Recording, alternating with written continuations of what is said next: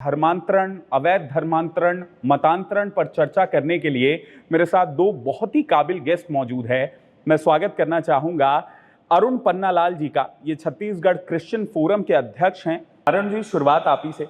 सबसे पहले तो आप ऑडियंस को, व्यूअर्स को ये समझाइए कि ये धर्मांतरण और मतांतरण में आखिर फर्क क्या है।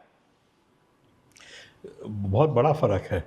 मतांतरण जो होता है वो जो सोच की आज़ादी है, जो संविधान भी हमको सुरक्षित करता है। मैं टोटली फ्री हूँ कि मैं कुछ भी सोचूं, उसके ऊपर किसी किस्म का लगाम नहीं हो सकता। तो ये एक मत है मेरे दिमाग में कि आज मैं मुसलमान बन जाऊं, कल हिंदू बन जाऊं, परसों सिख बन जाऊं, उसको भी छोड़ दीजिए, आज मैं बीजेपी के पास जाऊं, कल मैं कांग्रेस पार्टी को दूं। तो ये मत है और मत को इसमें अब बदलना, इसको आंतरित करना, ये इसकी पूरी आज़ादी है। तो वहाँ तक वो लिमिटेड है कि मतांतरित।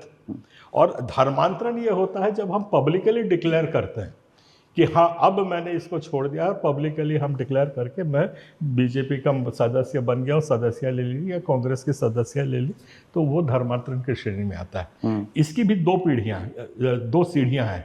पहली सीढ़ी तो सबसे पहली ये रहती है कि जब मैंने अपना धर्म बदलने की मनसा बना ली और मैं तैयार हो गया कि हाँ, मैं पब्लिकली अब अपने को डिक्लेयर करके मैं ईसाई धर्म में आ रहा हूँ, तो उसको बपतिस्मा कहते हैं।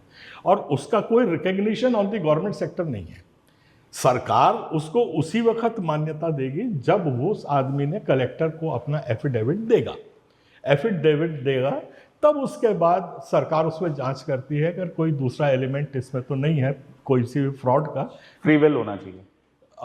फ्री विल तो अपनी जगह है, बगैर विल के वहाँ तक तो पहुँचेगा नहीं, पर कोई एलिमेंट ऑफ फ्रॉड तो नहीं था, उसी किस्म की कोई धोखाधड़ी तो नहीं थी, और कोई किस्म का लालच प्रलोभन जो सब बोलते हैं ये सब उसमें था कि नहीं, उसकी जांच होती थी 1968 के उसमें विधेयक में। तो जो उसके जांच होती थी नॉर्मली वो सब कोई उसमें होता नहीं था, क्योंकि एक आदमी जब अपनी पूरी मनसा बना लेता है, धर्म छोड़ना कोई छोटी प्रक्रिया नहीं होती।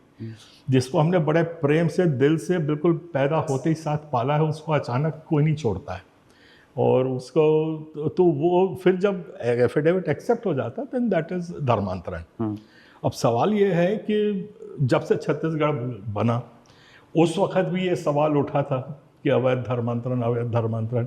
और नंद कुमार पटेल जी थे, उस वक्त होम मिनिस्टर थे, उनने हमसे भी सलाह मांगी थी, हमने दी थी। और वो जब क्वेश्चन वहाँ पे रेस किया गया, और तो माना तो टोटल 3 साल में 8 धर्मांतरण के केस आए थे। They are the figures on the Vidhan Sabha के पटल पे है वो।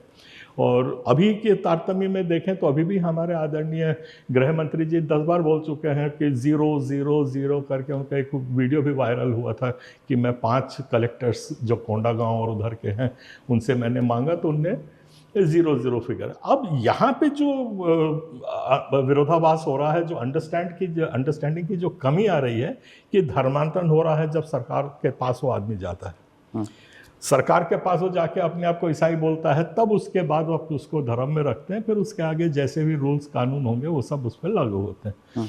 अब सवाल ये है कि जो जिसका मतांतरण हो गया, suppose he has just thought, दिमाग में उसने सोचा कि मुझको बदलना है, और वो बदल रहा है या प्रैक्टिस कर रहा है या नहीं कर रहा है, तो क्या वो धर्मांतरण की श्रेणी में आएगा कि नहीं आएगा। तो यहाँ पे ये जो डिफरेंस, इसको समझने की जरूरत है कि मतांतरण क्या है और धर्मांतरण क्या है।